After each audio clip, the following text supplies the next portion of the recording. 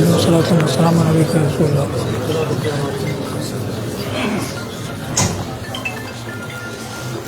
ختم بخاری شریف کی محفل ہے، اس مناسبت سے کچھ حدیث شریف کی کتابت اور تدوین کے بارے میں، کچھ امام بخاری کے بارے میں اور کچھ صحیح بخاری کے بارے میں گفتگو ہوگی، پھر آخری حدیث آخری باب ونضع الموازین القسط لیوم القیامہ پر کلام ہوگا۔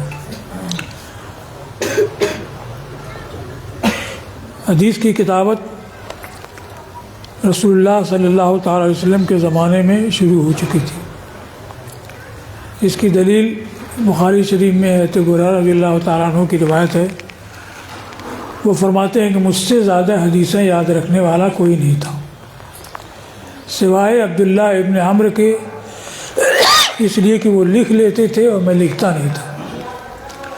اس سے معلوم ہوا کہ حضرت عبداللہ ابن عمرو سرکار کے زمانے میں حدیثوں کی کتابت کرتے تھے۔ اب خود وہ کیا بیان کرتے ہیں؟ حضرت عبداللہ ابن عمرو فرماتے ہیں کہ میں سرکار کی حدیثیں لکھ لیا کرتا تھا۔ کچھ دنوں تک یہ معاملہ چلا، پھر لوگوں نے مجھ کو ملامت کی کہ سرکار کبھی غضب میں رہتے ہیں، کبھی خوشی میں رہتے ہیں، تو ہر حال کی باتیں لکھتے رہتے ہو۔ تو میں نے لکھنا چھوڑ دیا۔ پھر رسول اللہ صلی اللہ تعالی وسلم سے عرض کیا کہ میں آپ کی حدیثیں لکھتا تھا اور لوگوں نے مجھ کو ملامت کی کہ سرکار کبھی غضب میں رہتے ہیں، کبھی خوشی میں رہتے ہیں، اور تم ہر حال کی باتیں لکھتے ہو۔ تو میں نے لکھنا چھوڑ دیا۔ تو سرکار نے فرمایا اکتب فإنی لا اقول الا الحق، سبحان اللہ سبحان اللہ، لکھو کہ میری زبان سے حق کے سوا ادا نہیں ہوتا۔ سبحان۔ تو سرکار نے نہ صرف اجازت دی بلکہ حکم دیا کہ وہ لکھا کریں۔ تو یہ سلسلہ رہا، لیکن عام طور سے صحابہ کرام زبانی یاد رکھتے تھے، سینہ کی یادداشت پر اعتماد کرتے تھے، اور زیادہ لوگ لکھنے والے نہیں تھے۔ لیکن لکھنے کا ثبوت اس سے معلوم ہوتا ہے کہ سرکار نے خود ان کو فرمایا کہ تم لکھو، اور اس کے بعد وہ لکھتے رہے۔ حضرت ابو ہریرہ کی روایت ہے ترمذی شریف میں کہ انصار میں سے ایک شخص تھے، کان رجل من الانصار یجلس علی رسول اللہ صلی اللہ تعالی وسلم ویسمع حدیثہ فیعجبہ ولا یحفظہ۔ یہ ایک انصاری شخص حضور کی بارگاہ میں بیٹھتے تھے، حدیثیں سنتے تھے، حدیثیں ان کو پسند آتی تھیں لیکن یاد نہیں رکھ پاتے تھے۔ فشکا ذالک الیہ صلی اللہ تعالیٰ علیہ وسلم، سرکار سے اس کی شکایت کی کہ میں سنتا ہوں، یاد نہیں رکھ پاتا ہوں۔ تو سرکار نے فرمایا استعن بیمینک واومع بیدی الی الخط، اپنے ہاتھ سے اور لکھنے کی جانب ہاتھ سے اشارہ کیا۔ تو اس سے معلوم ہوا کہ سرکار نے خود ان کو حکم دیا یوں ہی نہیں یاد رکھ پاتے ہو، لکھ کر کے اس کو محفوظ کر لیا کرو، تبلیغ کرو تو یاد رکھ سکو۔ تو اس سے معلوم ہوا کہ سرکار نے خود لکھنے کا حکم دیا۔ اس طریقے سے کتابت کے حدیث کا وجود سرکار کے زمانے میں ہو چکا تھا۔ ہاں، کثرت سے صحابہ اور زبانی یاد رکھتے تھے اور لکھنے کا زیادہ اہتمام ان کے یہاں نہیں تھا، اور وہ اپنے حفظ پر بھروسہ کرتے تھے۔ امام اعظم ابو حنیفہ کے ہاں تو اور کڑی شرط ہے۔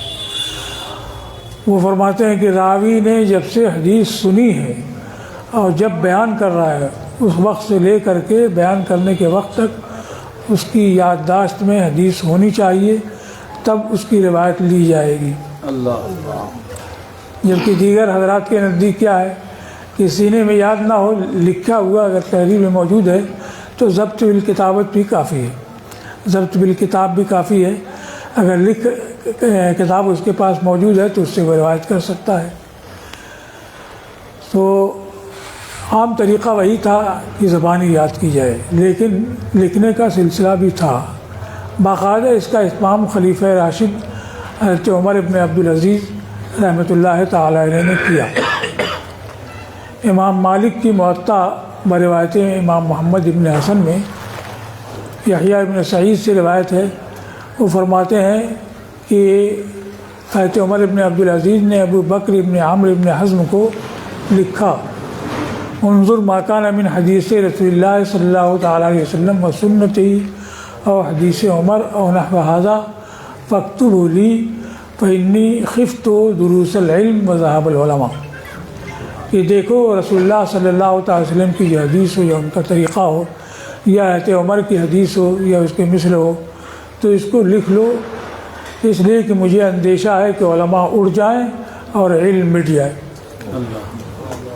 ابو نعیم نے تاریخ اصفہان میں ذکر کیا ہے کہ حضرت عمر ابن عبدالعزیز نے آفاق عالم کے محدثین کو لکھا، یعنی صرف ابو بکر ابن عمرو ابن حزم نہیں بلکہ ہر جگہ کے محدثین کو لکھا کہ آپ لوگ سرکار کی حدیثوں کو جمع کیجیے، ان کی کتابت کیجیے، اس لیے کہ مجھے اندیشہ ہے کہ علماء اٹھ جائیں اور علم مٹ جائے۔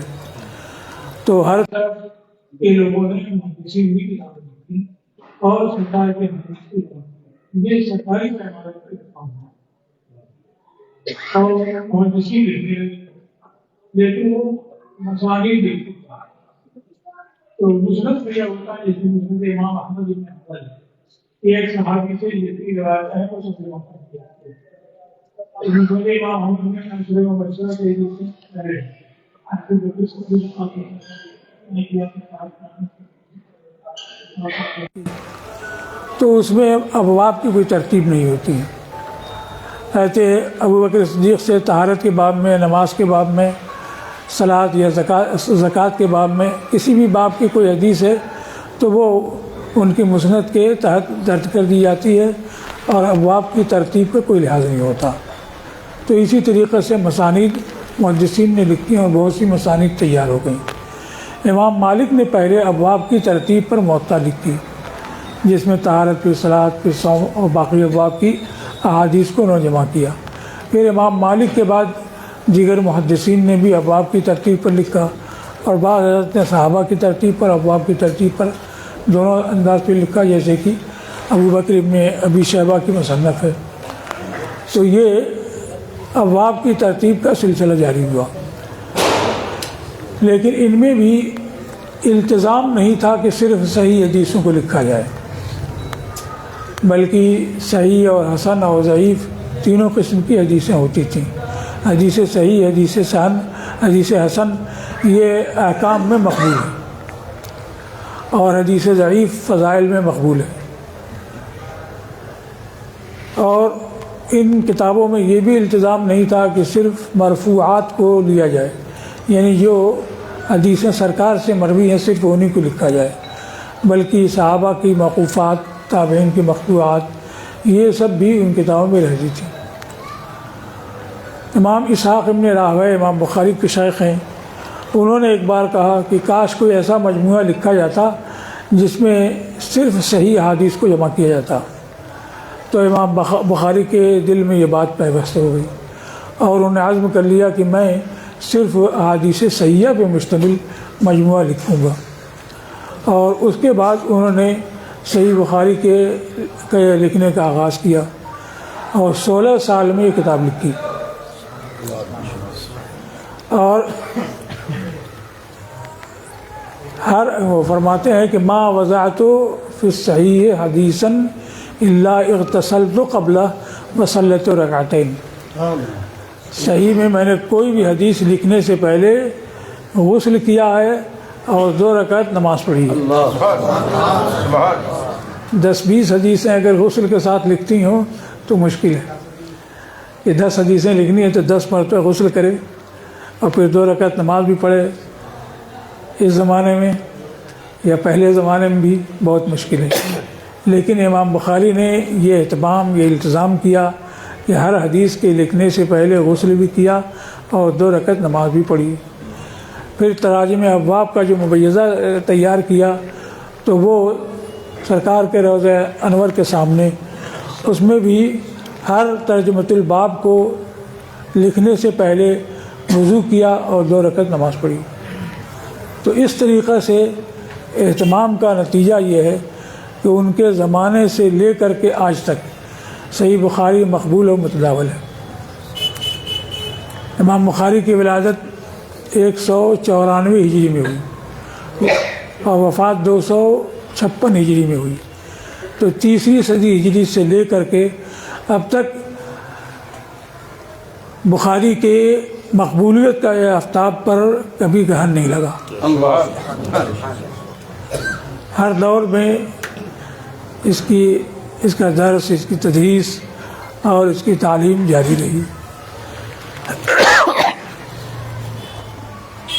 اور اسی روحانی اہتمام کا نتیجہ ہے. جیسے ہدایہ کا آج تک کوئی بدل نہیں تیار ہوا، اس لیے کہ صاحب ہدایہ نے پہلے تو ایک جامع متن تیار کیا بدایت المبتدی، اس کے بعد اس کی مفصل شرح لکھی کفایت المنتہی 80 جلدوں میں. پھر دیکھا کہ 80 جلدیں کون پڑھے گا، تو اس کا اختصار تیار کیا ہدایہ 4 جلدوں میں. تو اس میں اہتمام یہ رکھا کہ برابر روزہ رکھتے تھے، اور روزہ بھی اس طرح سے رکھتے تھے کہ گھر والوں کو بھی معلوم نہیں ہوتا تھا کہ روزہ رہتے ہیں. خادم دوپہر کا کھانا لے کر کے آتا تو فرماتے کہ خلے میں رکھ دو جاؤ، اور رکھ کر کے چلا جاتا. اور پھر وہ حاضرین میں سے یا واردین صادرین میں سے کسی کو کھلا دیتے تھے، اور خادم بعد میں آتا تو برتن خالی پاتا لے کے چلا جاتا، سمجھتا کہ حضرت نے کھا لیا. اور اس طریقے سے کوئی مہینہ 2 مہینہ نہیں، بلکہ سال 2 سال نہیں، پورے 13 سال انہوں نے اہتمام کیا. ہدایت 13 سال میں مکمل ہوئی. تو اس طریقے سے انہوں نے روزہ رکھا، تو آج تک اس کا کوئی بدل نہیں تیار ہوا. ہدایہ کی شرحیں لکھی گئی، فتح القدیر، عنایہ، بنایہ، نہایہ، کفایہ، سب شرحیں ہیں. متون بھی لکھے گئے، ہدایہ کے طرز پر شرح بھی لکھی گئی، لیکن اس کا متبادل آج تک تیار نہیں ہوا.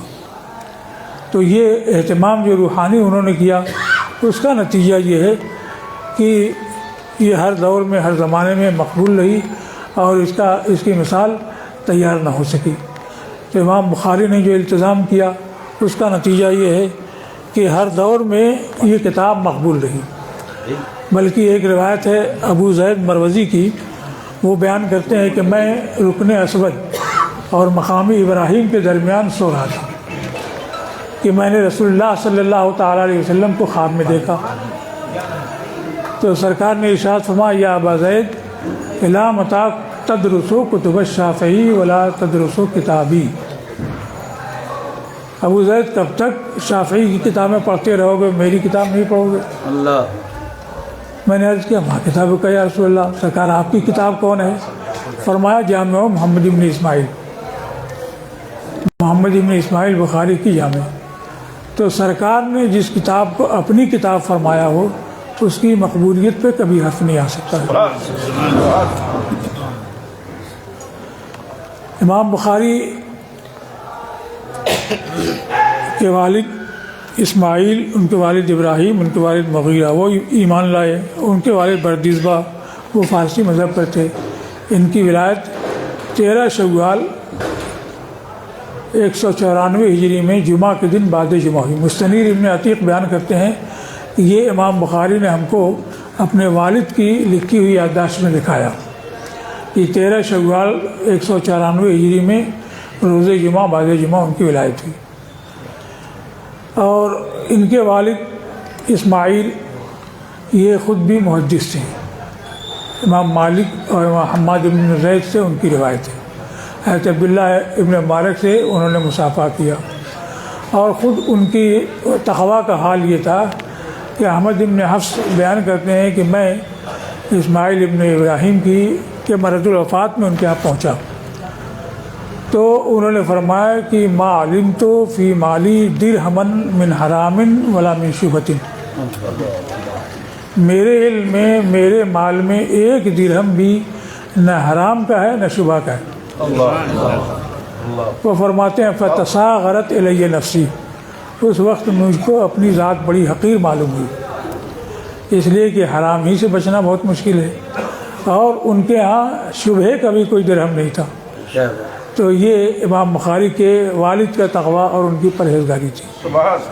امام بخاری کے والد کا وصال ان کے بچپن میں ہو گیا.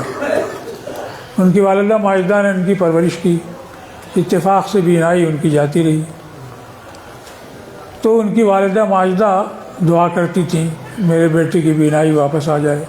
ایک بار انہوں نے حضرت ابراہیم خلیل اللہ کو خواب میں دیکھا، انہوں نے فرمایا یا حاضی قد رد اللہ علی ابنک بصرہ لکثرت دعائی، اے خاتون تمہارے بیٹے کی بینائی اللہ نے واپس کر دی ہے اس لیے کہ تم نے بہت زیادہ دعا کی۔ صبح کو اٹھی ہیں تو دیکھا کہ امام بخاری محمد ابن اسماعیل بینا ہیں، ان کی بینائی آ چکی ہے، اور بینائی بھی ایسی واپس آئی کہ وہ 18 سال کی عمر میں مدینہ منورہ میں چاند کی روشنی میں بغیر چراغ کے کتاب قضائے صحابہ تابعین اور کتاب تاریخ کبیر لکھتے ہیں۔ نعرہ تکبیر، نعرہ رسالت، نعرہ رسالت، سبحان سبحان۔ وہ 16 سال کی عمر میں اپنے بھائی احمد اور اپنی ماں کے ساتھ حج کے لیے گئے، تو ان کے بھائی احمد ان سے عمر میں بڑے تھے، وہ حج کرنے کے بعد اپنی والدہ کو لے کر کے خراسان واپس آ گئے، لیکن امام بخاری وہاں رہ گئے تحصیل علم حدیث کے لیے، اور 6 سال تک انہوں نے حجاز میں قیام کیا اور حدیث کی تحصیل کرتے رہے۔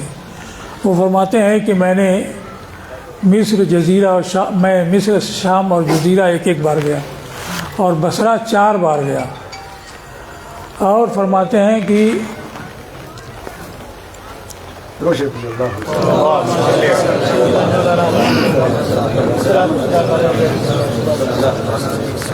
ولا احصی کم دخلت الی الکوفہ و بغداد مع المحدثین، کہ کوفہ اور بغداد محدثین کے ساتھ میں کتنی بار گیا شمار نہیں کر سکتا ہوں۔ کوفہ اور بغداد کی کیا خصوصیت تھی؟ کوفہ وہ شہر علم ہے کہ حضرت علی مرتضیٰ کرم اللہ تعالیٰ وجہہ جب وہاں پہنچے ہیں تو فاروق اعظم رضی اللہ تعالیٰ عنہ نے اپنے زمانے میں حضرت عبداللہ ابن مسعود رضی اللہ تعالیٰ عنہ کو معلم بنا کر کے کوفہ میں بھیجا تھا، اور فرمایا تھا کہ مجھ کو خود ان کی ضرورت ہے لیکن میں نے تم کو اپنے اوپر ترجیح دی اور ان کو تعلیم کے لیے بھیج رہا ہوں، تم ان سے علم حاصل کرو، اور عمار ابن یاسر کو وزیر اور عامل بنا کر کے بھیجا۔ حضرت علی مرتضیٰ جب کوفہ میں انہوں نے دارالخلافہ منتقل کیا تو وہاں کا حال دیکھا تو فرمایا کہ عبداللہ ابن مسعود نے اس شہر کو علم سے بھر دیا ہے۔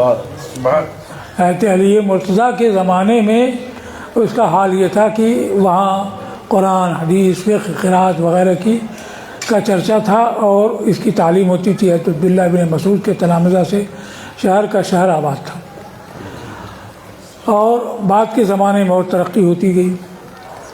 تو کوفہ وہ شہر ہے جہاں امام اعظم ابو حنیفہ کی ولادت ہوئی، وہی ان کا مسکن رہا، اور بغداد وہ شہر ہے جو امام اعظم کا مدفن ہے کہ آخر عمر میں وہاں چلے گئے اور وہیں وفات ہوئی اور وہیں مدفن بنا۔ تو یہ دونوں شہر ایسے علمی شہر ہیں کہ امام بخاری کو وہاں بے شمار بار جانا پڑا۔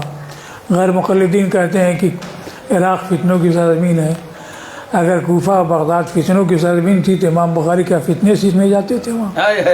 کیا بات ہے، سبحان اللہ۔ وہ کہتے ہیں کہ اس قوت حافظہ کے باوجود کہ لا اسی کم دخل تو کوفہ و بغداد مع المحدثین۔ امام بخاری کے حافظے کا حال یہ تھا، راشد بن اسماعیل بیان کرتے ہیں کہ ہم لوگ بصرہ کے محدثین کے پاس جاتے تھے تو اس وقت طریقہ یہی تھا کہ محدث نے جیسی حدیث بیان کی اور سامعین جتنے طلبہ ہوتے تھے سب لکھ لیتے تھے، کہ لکھ لینے کے بعد اطمینان رہ جائے گا، اگر حفظ میں صحیح ہو گیا تو ضبط کتاب سے کام چل جائے گا کہ کتاب کو دیکھ کر کے حدیث کو دوبارہ تازہ کر لیں گے۔ تو جہاں محدث نے حدیث بیان کی فوراً لوگ لکھ لیا کرتے تھے، تو ہم لوگ بھی لکھتے تھے۔ محمد ابن اسماعیل لکھتے نہیں تھے تو ہم ان کو ملامت کرتے تھے، کیوں وقت ضائع کرتے ہو لکھتے نہیں ہو، کیوں وقت ضائع کرتے ہو لکھتے نہیں ہو۔ اس طریقے سے 16 دن گزر گئے تو محمد ابن اسماعیل نے کہا کہ قد اکثر تم علیہ، بہت ملامت کر چکے، جو تم نے لکھا ہے نکالو۔ راشد ابن اسماعیل کہتے ہیں کہ ہم نے نکالا تو 15,000 سے زیادہ حدیثیں ہم لکھ چکے تھے۔ اللہ حافظ. امام بخاری نے کہا کہ مجھ سے سنو. کیا بات کیا بات. تو انہوں نے پوری 15,000 سے زیادہ حدیثیں سنا دی اور وہ اس طریقے سے ان کو یاد تھی کہ ہم اپنی لکھی ہوئی تحریر ان کی یادداشت سے درست کرتے تھے. تو یہ ان کے حفظ حدیث کا حال تھا.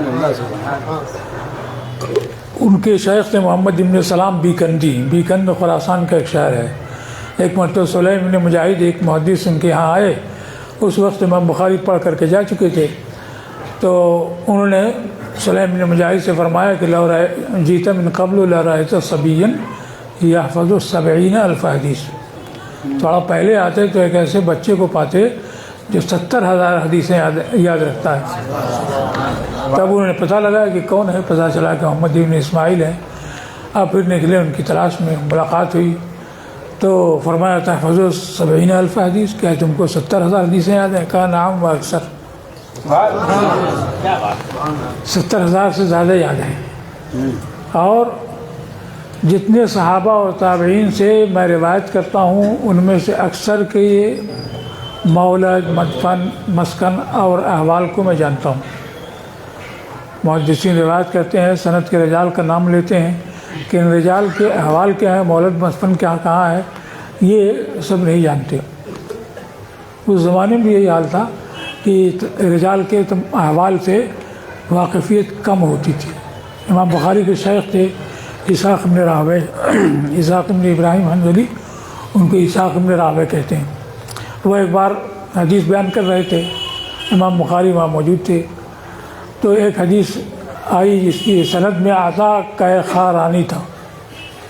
وہ صحابی سے روایت کرتے تھے. تو عطا قیخارانی تابعی تھے. تو قیخاران آیا تو انہوں نے کہا یا ابا عبداللہ ای شین قیخاران, یا قیخاران کیا ہے؟ تو امام بخاری نے کہا قریۃ بالیمن بعث الیہا معاویۃ ھذا الصحابی فسمع منہ عطاء ھذا حدیثین. یمن کی ایک بستی ہے جہاں حضرت معاویہ رضی اللہ تعالیٰ عنہ نے ان صحابی کو بھیجا تھا. تو ان صحابی سے یہ عطا تابعی نے 2 حدیثیں سنی. تو قیخاران ایک بستی ہے یمن کی, یہی بہت تھا. لیکن اس بستی میں یہ عطا قیخارانی تھے, اور وہاں جو صحابی آئے تو کیسے آئے, حضرت معاویہ نے ان کو بھیجا. پھر ان سے عطا قیخارانی نے کتنی حدیثیں نہیں, تو 2 حدیثیں نہیں, ساری باتیں انہوں نے بیان. تو امام ابو اسحاق بن راہویہ نے فرمایا یا ابا عبداللہ کأنک شہیدت القوم, لگتا ہے کہ تم بھی ان لوگوں کے ساتھ موجود تھے. اس تفصیل کے ساتھ بیان کیا کہ یمن کی ایک بستی ہے, وہاں حضرت معاویہ نے ان صحابی کو بھیجا تھا. تو ان سے ان عطا تابعی نے یہ 2 حدیثیں سنی. وہی حدیث نہیں بلکہ 2 حدیثیں بتایا کہ 2 حدیثیں سنی. تو یہ ان کے حفظ حدیث کا حال تھا کہ وہ فرماتے ہیں سلیم بن مجاہد سے کہ جتنی حدیثیں میں روایت کرتا ہوں تو صحابہ اور تابعین میں اکثر کے مولد, مدفن اور احوال کو جانتا ہوں, اور جو صحابہ اور تابعین سے موقوفات اور مقطوعات مروی ہیں ان کی اصل کتاب و سنت سے جانتا ہوں. یہ ان کا حال تھا. امام ترمذی بیان کرتے ہیں کہ ان کے امام بخاری کے شیخ تھے عبداللہ ابن منیر. تو ایک مرتبہ عبداللہ ابن منیر کی درسگاہ سے وہ پڑھ کر کے اٹھے تو انہوں نے دعا کی یا ابا عبداللہ جعلک اللہ زین ھذی الامہ, کہ ابو عبداللہ اللہ تم کو اس امت کی زینت بنائے. امام ترمذی کہتے ہیں کہ امام بخاری کے حق میں عبداللہ ابن منیر کی یہ دعا اللہ تعالیٰ نے قبول کی کہ حفظ حدیث میں ان کا ثانی پیدا نہیں ہوا. تو اس طریقے سے انہوں نے علم حدیث کی تحصیل کی اور حدیثیں اس طور سے وہ یاد رکھتے. تو محمد ابن سلام بیکندی نے جو بیان کیا کہ 70,000 حدیثیں یاد ہیں, تو یہ کس وقت کی بات ہے؟ امام بخاری جب خراسان سے 16 سال کی عمر میں باہر آئے, پھر محمد ابن سلام بیکندی کی حیات میں خراسان واپس نہیں گئے. ان کی وفات 227 ہجری میں ہوئی. تو ظاہر ہے کہ 16 سال کی عمر سے پہلے 15 سال کی عمر میں یہ واقعہ ہوگا کہ محمد ابن سلام کے یہاں وہ پڑھتے تھے اور 70,000 سے زیادہ حدیثیں ان کو یاد تھیں. تو یہ ابتدا کا حال تھا. اور بعد میں تو وہ خود یہ بیان کرتے ہیں کہ 2 لاکھ صحیح حدیثوں سے میں نے صحیح بخاری کو لکھا ہے. یہ بھی غور کرنے کی چیز ہے کہ آج ہم جب کوئی حدیث پیش کرتے ہیں تو مطالبہ کرتے ہیں کہ لاؤ بخاری میں دکھاؤ. امام بخاری نے کب دعویٰ کیا کہ میں نے ساری صحیح حدیثوں کو جمع کر دیا ہے؟ 2 لاکھ میں سے اس کو لکھا ہے، 2 لاکھ صحیح حدیثوں سے، اور کل حدیثیں مقررات کے ساتھ 9000، اور بغیر تکرار کے بعض حضرات نے کہا کہ 4000 ہیں، اور علامہ ابن حجر اسقلانی نے کہا کہ 2315 ہیں، 4000 ہی مان لیں تو 1,96,000 حدیثیں صحیح وہ ہیں جو امام بخاری کی یادداشت میں تھیں اور انہوں نے صحیح میں نہیں لکھا. کل 4000 حدیثیں ہیں، تو ظاہر ہے کہ 1,96,000 صحیح حدیثیں خود امام بخاری کے پاس تھیں.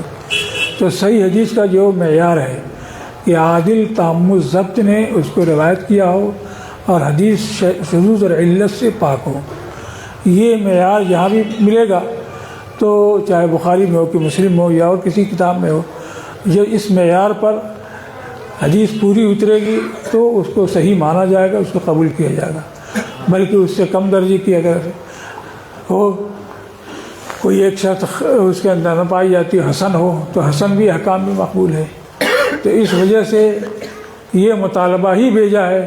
یہ مطالبہ اس وقت کسی قدر لائق التفات ہوتا جب امام بخاری یہ دعویٰ کرتے کہ میں نے ساری صحیح حدیثوں کو جمع کر دیا ہے. وہ خود فرماتے ہیں کہ 2 لاکھ حدیثوں سے صحیح حدیثوں سے میں نے اس کو مرتب کیا ہے، اور 2 لاکھ میں سے کل 4000 حدیثیں لکھی تو 1,96,000 حدیثیں تو رہ گئیں. وہ حدیثیں جب سند صحیح کے ساتھ ہم تک پہنچیں گی تو ہم ان کو قبول کریں گے. ابتدائی میں ان کے حفظ حدیث کا یہ حال تھا کہ ابو بکر ابن ابی عیاش آئین یہ کہتے ہیں کہ کتبنا محمد ابن اسماعیل وهو امرد یا وما فی وجہی شارۃ علی باب محمد ابن یوسف الفریابی، کہ ہم نے محمد ابن یوسف فریابی کے دروازے پر محمد ابن اسماعیل سے حدیثیں لکھی، جبکہ یہ بے ریش تھے، چہرے پر ایک بھی بال نہیں ہوا تھا. محمد ابن یوسف فریابی کی وفات 212 ہجری میں ہوئی، اس کے چند مہینے کے بعد. 212 ہجری میں امام بخاری کی عمر 194 میں ولادت ہے، تو 212 ہجری میں کل 18 سال کی عمر ہوگی. اور ظاہر ہے کہ ان سے حدیثیں لوگوں نے لکھی تو عین وفات کے ایام میں نہیں، بلکہ محمد ابن یوسف فریابی کی وفات سے پہلے 17-18 سال کی عمر میں ان سے حدیثیں لکھی گئیں. اور خود محمد ابن یوسف فریابی کی عمر کیا تھی؟ امام ذہبی نے ذکر کیا ہے تاریخ میں کہ وہ فرماتے ہیں کہ ولیدت سنۃ 20 و 100، سن 120 ہجری میں میری پیدائش ہوئی. تو امام بخاری کی جب ولادت ہوئی 194 میں تو اس وقت ان کی عمر 74 سال تھی، اور سن 212 میں ان کی عمر 92-91 سال ہوگی. تو اب ایک عظیم محدث اور سن رسیدہ محدث کے ہوتے ہوئے تو ایک نوعمر بے ریش کے یہاں کوئی حدیث سیکھنے نہیں آئے گا، کہ اتنے عظیم اور اتنے عمر دراز محدث موجود ہیں. ان کے دروازے پر یہ بھی نہیں کہ ان کی رہائش گاہ اور ان کے کامگاہ سے بہت دور کسی شہر میں جا کر کے ان سے کچھ سیکھا ہو، بلکہ وہ کہتے ہیں کہ محمد ابن یوسف فریابی کے دروازے پر ہم نے محمد ابن اسماعیل سے حدیثیں لکھی جبکہ یہ بیش تھے.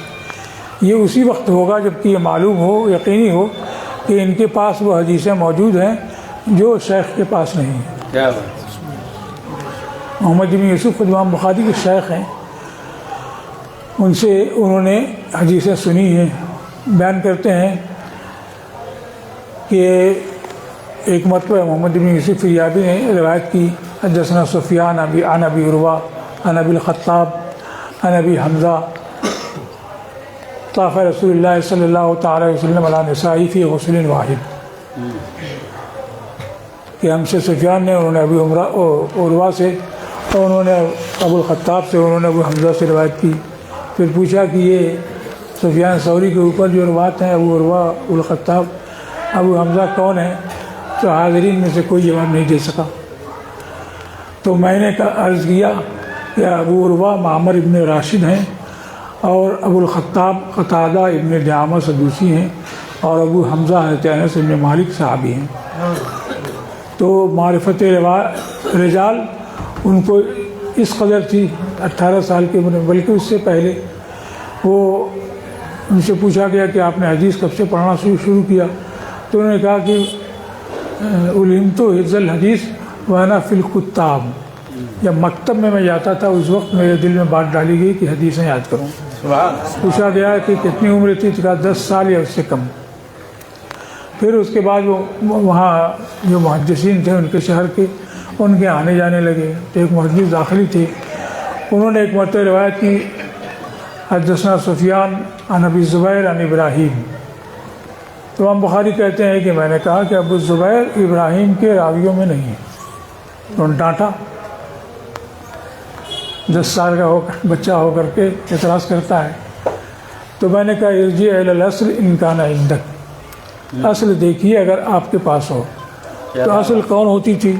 وہی جو رجسٹر جو محدث کی روایت کے وقت لوگ فوراً نوٹ کر لیا کرتے تھے، پھر اس سے نقلیں ہوتی تھیں. تو اصل وہی ہے جو محدث کی روایت کے وقت لکھی گئی ہے. تو کہا کہ اپنی اصل دیکھیے اگر آپ کے پاس ہو. تو اندر گئے، پھر اندر سے باہر آئے تو فرمایا کیفا ہوا یا غلام صاحبزادے کس طرح سے ہے؟ تو وہ امام بخاری کہتے ہیں کہ میں نے کہا حدثنا سفیان عن الزبیر و ابن عدی عن ابراہیم. تو انہوں نے کہا صدقتا، تم نے سچ کہا، اور اس کے مطابق اپنی نقل انہوں نے درست کر دی. تو یہ پوچھا گیا کہ اس وقت آپ کی عمر کتنی تھی؟ کہا 11 سال. تو 10 سال کی عمر میں تو سیکھنا شروع کیا، اور 11 سال یعنی کل 2 سال میں ان کو یہ معرفت حاصل ہو چکی تھی کہ کس شیخ کے روات کون ہیں اور کن روات کے شیوخ کون ہیں. تو روات اور شیوخ کی معرفت یہ بہت مشکل چیز ہے، لیکن اسی 2 سال کی مدت میں یہ معرفت ان کو حاصل ہو چکی تھی. تو اس طریقے سے امام بخاری نے حدیثوں کو جمع کیا، سیکھا اور اس کے اندر مہارت حاصل کی، اور پھر یہ صحیح جو جمع کی ہے اس میں جو اہتمام اور التزام کیا، اس کی برکت یہ ہے کہ آج تک یہ کتاب مقبول اور متداول ہے. اب اس کی آخری حدیث ہے، دیکھیے.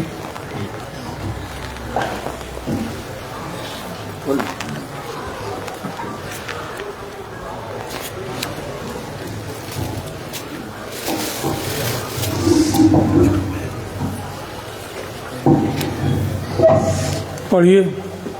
باب قول اللہ ونضع الموازین القسط لیوم القیامہ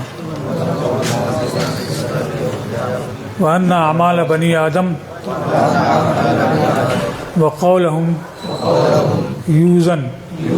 وقال مجاهد القسطاس والعدل بالرومية، ويقال القسط مصدر المقسط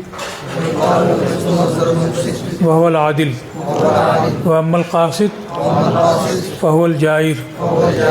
حدثنا أحمد بن إشكاب قال حدثنا محمد بن فضيل عن عمارة بن القعقاع عن أبي زرعة عن أبي هريرة رضي الله تعالى عنه قال قال النبي صلى الله تعالى عليه وسلم كلمتان حبيبتان إلى الرحمن خفيفتان على اللسان ثقيلتان في الميزان سبحان الله بحمده سبحان اللہ العظیم.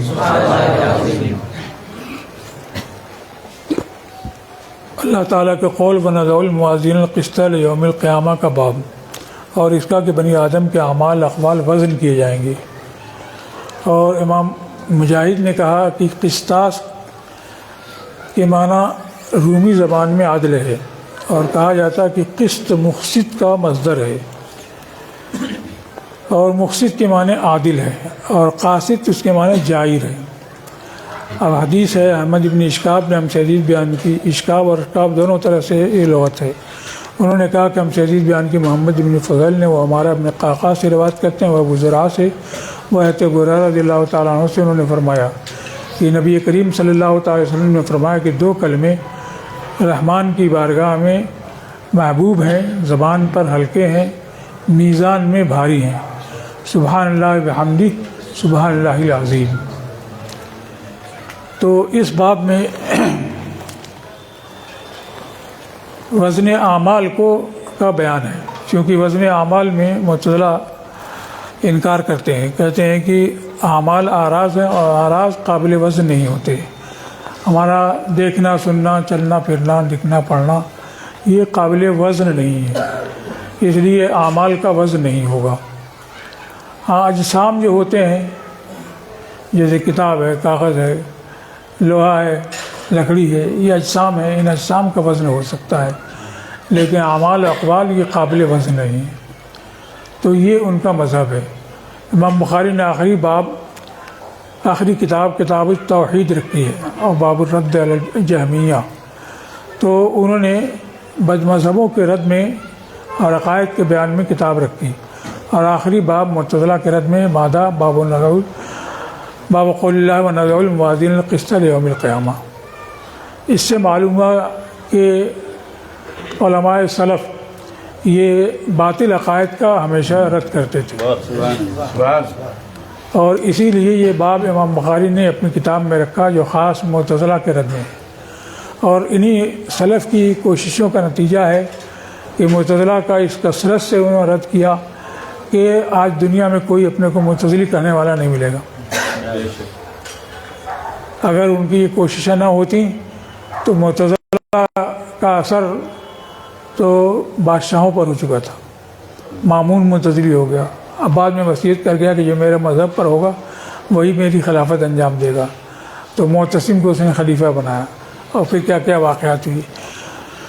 تو یہ سلف کی کوششوں ہی کا نتیجہ ہے کہ انہوں نے ان کے باطل عقائد کا رد کیا، اور یہ ہمارے اوپر بھی فرض ہوتا ہے کہ ہم لوگوں کو باطل عقائد سے بچائیں اور صحیح عقائد کو ان تک پہنچائیں، اس کے دلائل فراہم کریں تاکہ وہ عقائد صحیحہ پر کاربند ہوں اور عقائد باطلہ سے محفوظ و مامون رکھیں۔ اب اس باب کی ثبوت میں انہوں نے تو یہی آیت کریمہ ہے وَنَضَعُ الْمَوَازِينَ الْقِسْطَ لِيَوْمِ الْقِيَامَةِ، کہ اہل سنت یہ مانتے ہیں کہ کتاب اور سنت میں وزن اعمال کا اس بات آیا ہے، اور صحابہ اور تابعین اس کو ویسے ہی مانتے چلے آئے، اس کی کوئی تعویل نہیں کی۔ تو ہم پر بھی یہ لازم ہے کہ صحابہ اور تابعین جس طرح سے وزن اعمال کو قبول کرتے اور مانتے آئے ہیں تو ہم بھی وزن اعمال کو مانیں کہ اعمال کا وزن برحق ہے۔ اب 3 طرح کا قول ہے، ایک یہ کہ خود صاحب عمل کو تولا جائے گا، دوسرا یہ کہ اعمال نامے کو تولا جائے گا، تیسرا یہ کہ خود اعمال ہی کو تولا جائے گا، کہ اعمال جسمانی پیکر میں ہوں گے، اور جب جسمانی پیکر میں ہوں گے تو قابل وزن ہوں گے۔ اس بارے میں حضرت ابو الدرداء رضی اللہ تعالیٰ عنہ سے ابو داؤد، ترمذی، ابن حبان کی روایت ہے کہ رسول اللہ صلی اللہ تعالیٰ علیہ وسلم ارشاد فرماتے ہیں ما یوضع فی المیزان اثقل من خلق حسن، کہ میزان میں عمدہ اخلاق سے زیادہ ثقیل، وزنی، بھاری کوئی چیز نہیں رکھی جائے گی۔ تو اس حدیث سے معلوم ہے کہ اخلاق جو اعمال اور اعراض کی قبیل سے ہیں یہ میزان پہ رکھے جائیں گے، ثقیل، وزنی اور بھاری ہوں گے۔ تو خود اعمال و اخلاق کا موزون ہونا یہ حدیث پاک سے ثابت ہوتا ہے۔ خاصمہ نے فوائد میں حضرت جابر رضی اللہ تعالیٰ عنہ سے روایت کی ہے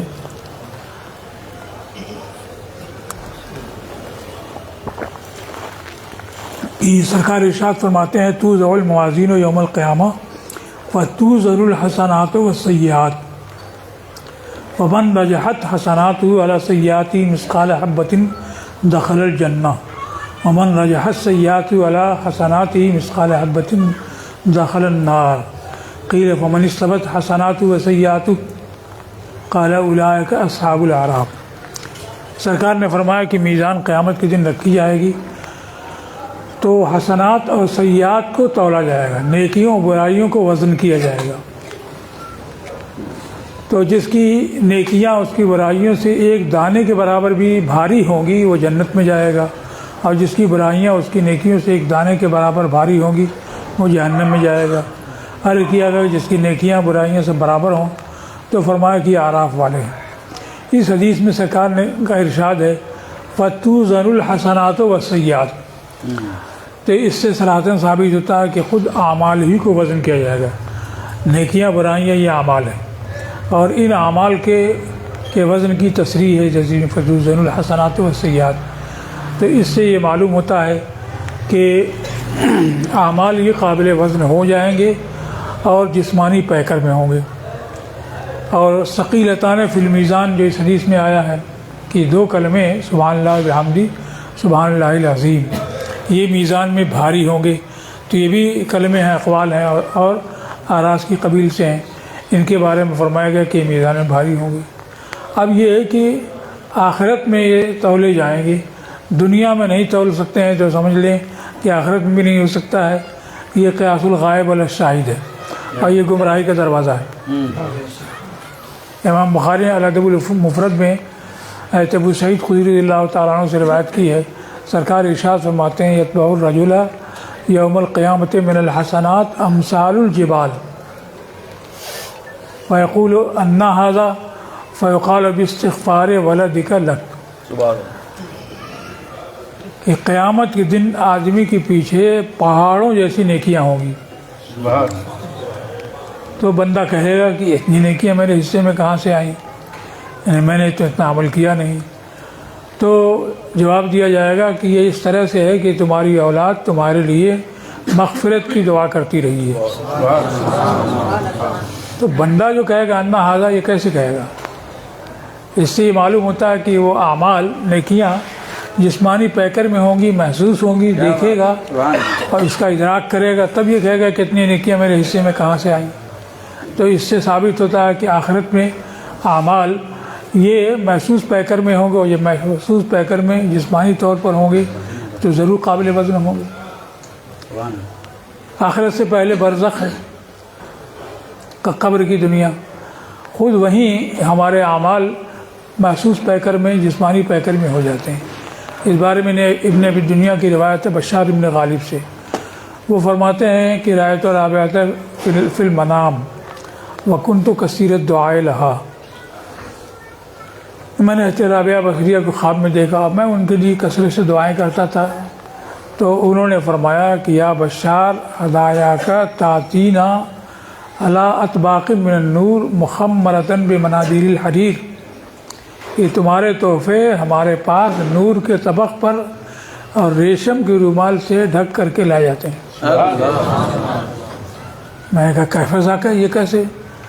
تو فرمایا کہ کذالک دعاء المؤمنین الاحیاء اذا دعوا للموتى فاستجیب دعاؤہم جعل ذلک الدعاء علی اطباق النور ثم خمر بمنادیل الحریر ثم یؤتى به الذی دعی له من الموتى فیقال هذه ہدیۃ فلان الیک۔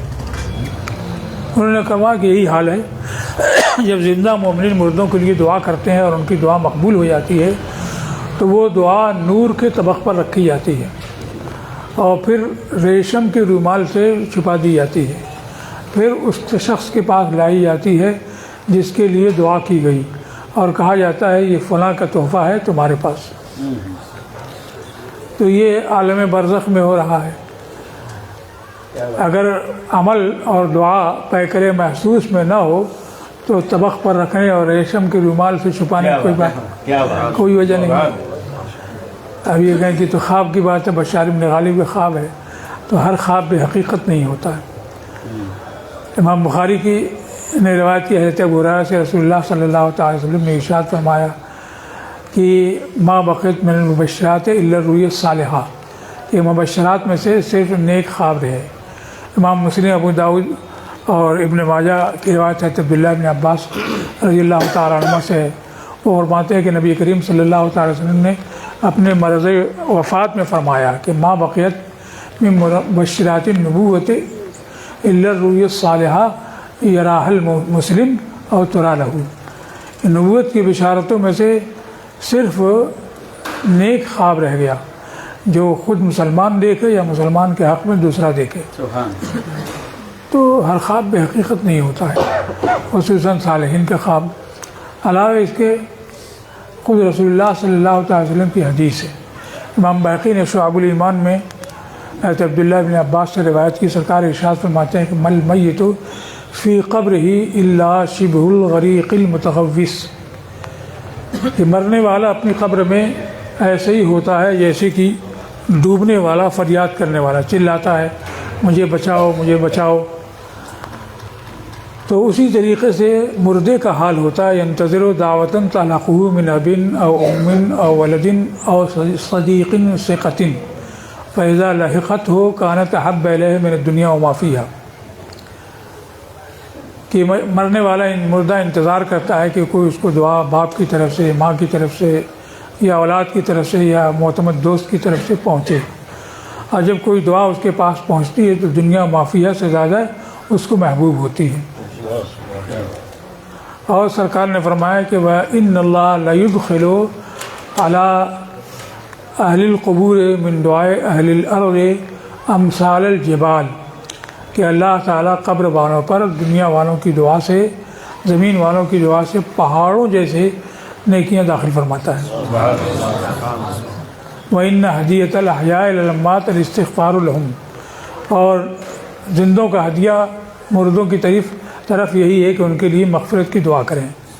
تو اس سرکار نے جو فرمایا ہے کہ اہل زمین کی دعا سے اللہ تعالیٰ پہاڑوں جیسے اعمال داخل فرماتا ہے. تو اس سے معلوم ہوتا ہے کہ خود برزخ کی دنیا میں دعائیں یہ عملی پیکر، جسمانی پیکر میں ہو جاتی ہیں. کیا ہے سبحان اللہ سبحان اللہ. تو برزخ جو ہے یہ تو آخرت سے پہلے ہے، یہیں برزخ ہی میں کیفیت بدل جاتی ہے، اور عارفین کے نزدیک اس دنیا ہی میں ان کی حقیقت ہوتی ہے. سید المکاشفین امام محی الدین ابن عربی، جن کو اعلیٰ حضرت قدس سرور نے فرمایا العارف بکل فن من اہلی، ہر فن کو اس کے ماہرین سے زیادہ جاننے والے، وہ فرماتے ہیں کہ یہ کلمات مخلوق ہیں، اور جو ایمان اور طاعت کے کلمات ہوتے ہیں یہ مخلوق ہیں، اپنے رب کی تسبیح کرتے ہیں اور اپنے قائل کے لیے دعا کرتے ہیں. اللہ. اور جو کفر اور معصیت کے کلمات ہیں یہ بھی مخلوق ہیں، اپنے رب کی تسبیح کرتے ہیں، اپنے قائل کے لیے لعنت کرتے ہیں.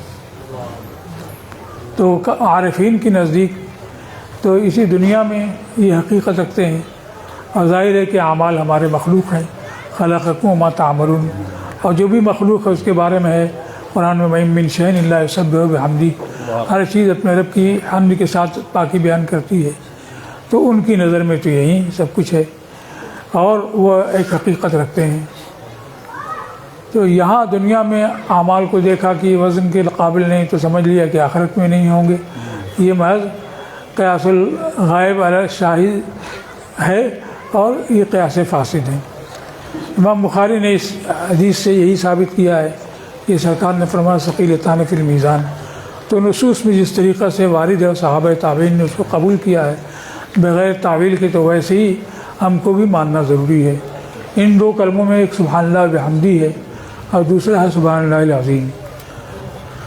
سبحان اللہ بحمدی کی فضیلت میں اسی بخاری باب و فضل تسبیح میں امام حضرت ابو ہریرہ سے روایت ہے، وہ فرماتے ہیں کہ نبی کریم صلی اللہ تعالی وسلم نے ارشاد فرمایا من قال فی یومہ سبحان اللہ بحمدی مئۃ مرۃ حطت خطایاہ وإن کانت مثل زبد البحر، کہ جس نے 100 بار سبحان اللہ بحمدہ کہا اس کے گناہ مٹا دیے جائیں گے اگرچہ سمندر کے جھاگ کے برابر ہوں.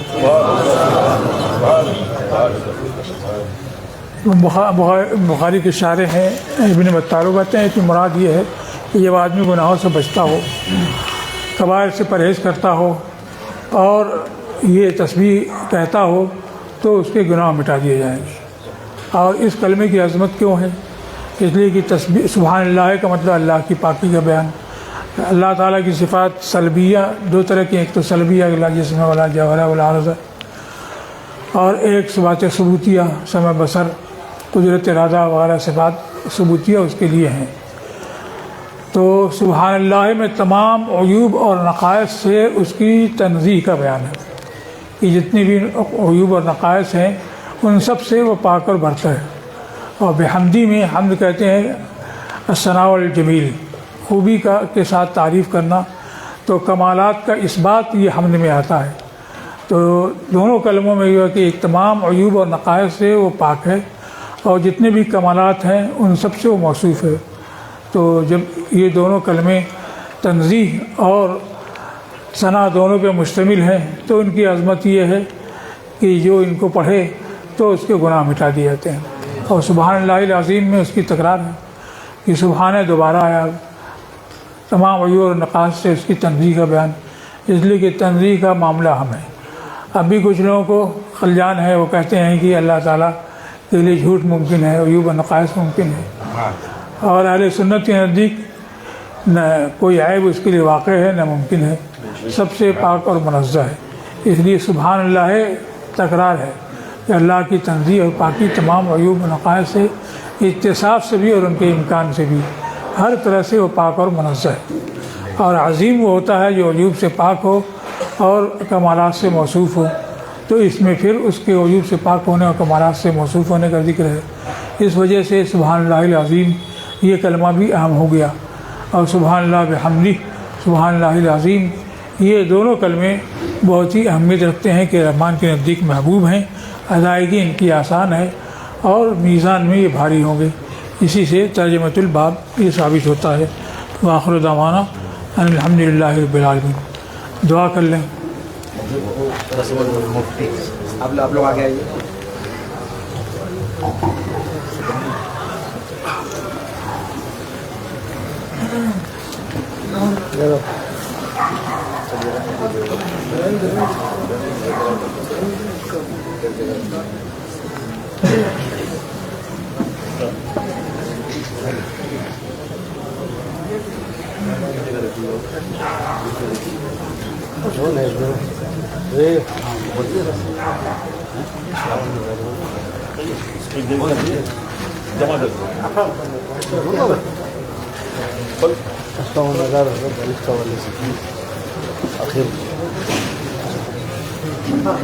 اچھا اشباح و نظائر ہے.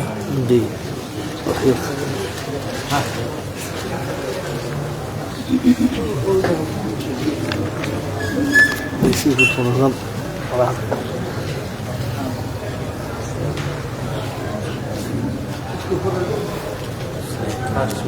پڑھیے.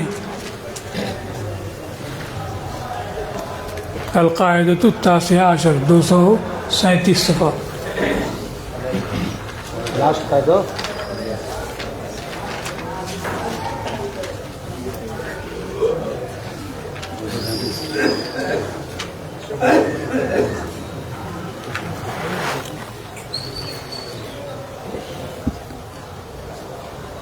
پڑھیے.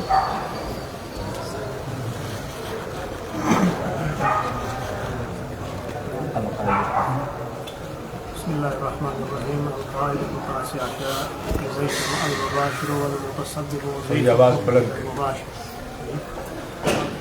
لا زمان على حافر البئر تعديا بما تلف بإلقاء غيره، فلا يزمن من دل سارقا على مال إنسان فسرقه، ولا سهم لمن دل على حسن في دار الحرم، ولا زمان على من قال تزوجها فإنها حرة فزحر بعد الولادة أنها أمة، ولا زمان على من دفع إلى صبي سكينا أو سلاحا ليمسكه فقتل به نفسه.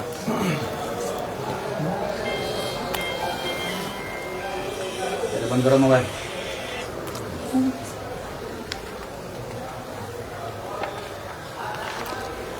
انیسواں قاعدہ اس بارے میں کہ جب کسی کام کو انجام دینے والا اور اس کام کے اس کا سبب بننے والا دونوں جمع ہو جائیں تو خود اس کام کو جو کرنے والا ہے اس کی طرف حکم منسوب ہوگا. جیسے کہ اب اس پر تفریح یہ ہے کہ کنواں تعدی کے طور پر کنواں کھودنے والے پر کوئی کوئی زمان نہیں ہوگی، اس کے سبب جو دوسرے کے ڈالنے سے تلف ہو گیا. یعنی کنواں کسی نے کھود دیا غیر کی زمین میں، اب اس کنویں میں دوسرے کو کسی نے گرا دیا، تو گرانے والا یہ مباشر ہوا کہ کنویں میں اس کو ڈھکیل دیا، گر گیا اور وہ ہلاک ہو گیا، یہ مباشر ہے۔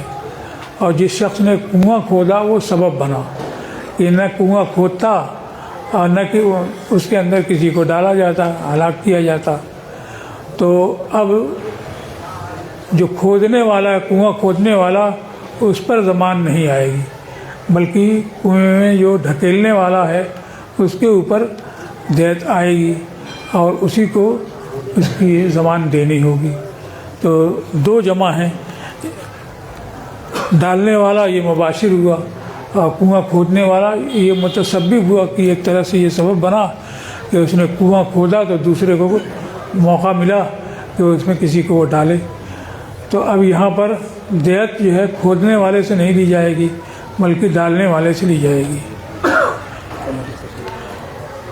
اب اسی طریقے سے کسی کو بتا دیا کہ فلاں کے پاس خزانہ رکھا ہوا ہے اور وہاں سے جا کر کے اس شخص نے چرا لیا، تو جو چوری کرنے والا ہے اسی کا ہاتھ کاٹا جائے گا، اور جس نے بتایا کہ خزانہ وہاں ہے اس کا ہاتھ نہیں کاٹا جائے گا۔ تو یہ ایک قاعدہ ہے کہ خود کام کو جو انجام دینے والا ہے وہ اسی کی طرف حکم منسوب ہوگا اور جو کچھ آئے گا اسی کے ذمہ آئے گا، اور فی الجملہ جو سبب بن گیا وہ اس کا فعال کے درجے میں نہیں ہوگا اور اس پر تاوان نہیں آئے گا۔ اسی طریقے سے اور مثالیں اس کی ہیں۔ اللہم صلی علی سیدنا و نبینا مولانا محمد و بارک وسلم۔ یا اللہ یہ درس ہے اسے قبول فرما، تمام طلباء کو جو فضیلت کے ہیں، افتاء کے ہیں یا دیگر جماعتوں کے، ان کو علم نافع، عمل صالح اور سعادت دارین نصیب فرما۔ تمام آفات، شرور، بلیات سے ہم سب کی حفاظت و صحت فرما۔ اس ادارے کو، اس کی تمام شاخوں کو اور اس کے تمام شعبوں کو فروغ، ترقی، استحکام عطا فرما۔ تمام آفات، بلیات سے اس کی حفاظت فرما۔ اس سے متعلق جو ارکان، اساتذہ، طلباء، محبین، مخلصین، معاونین ہیں، سب کو دارین کی سعادتوں سے مالا مال فرما، ہر طرح کی آفتوں سے محفوظ و معمون فرما۔ ہمیں جو بیمار ان کو شفاء کامل و عاجل عطا فرما، جو کسی طرح کی پریشانی میں مبتلا یا اللہ ان کی پریشانی کو دور فرما۔ اللہم اعز